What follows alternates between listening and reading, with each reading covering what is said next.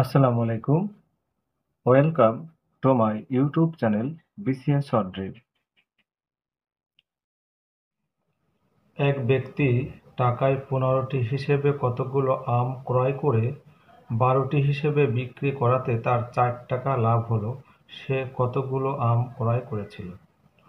অঙ্কটি সরকারি মাধ্যমিক বিদ্যালয় সহকারী শিক্ষক 2008 এর প্রশ্ন। এবং অঙ্কটা খুবই সহজ, একটু প্যাচগোছ করে সামান্য একটু।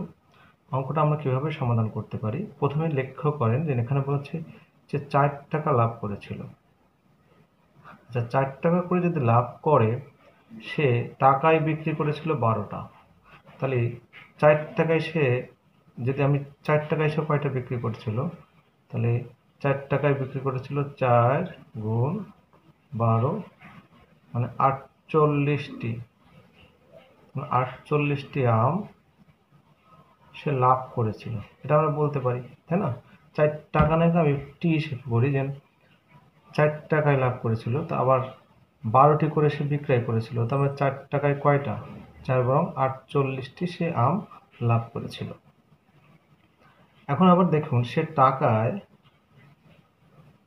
টাকায় কিনেছে হচ্ছে 15টা, আর টাকায় সে বিক্রি করেছে হচ্ছে 12টি।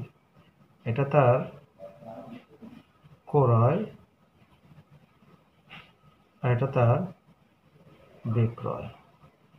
তাহলে সে কয় টাকা লাভ করেছে? কয়টি? 3টি লাভ হচ্ছে।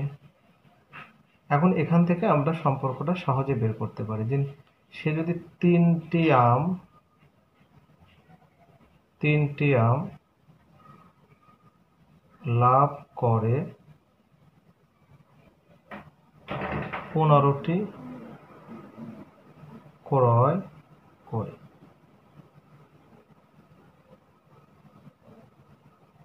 3টি আম লাভ করে 15টি ক্রয় করে, তাহলে সে একটা আম লাভ করতে গেলে তার কয়টা আম ক্রয় করতে হয়েছে? কম, 15/3টি আম ক্রয় করতে হয়েছিল। তাহলে আমি দেখছি কয়টা আম লাভ করেছে, প্রথমে বের করেছে 48টি আম সে লাভ করেছে। তাহলে 48টি আম লাভ করতে হলে তাকে অবশ্যই বেশি পরিমাণ আম কিনতে হয়েছিল। সে বেশি পরিমাণ কত? ভাগ করুন, 3 × 16 48, তাহলে 15 আর 16 গুণ করলে দাঁড়ায় হচ্ছে 240। তাহলে সে মোট 240টি আম ক্রয় করেছিল। সবাইকে ধন্যবাদ। আল্লাহ হাফেজ।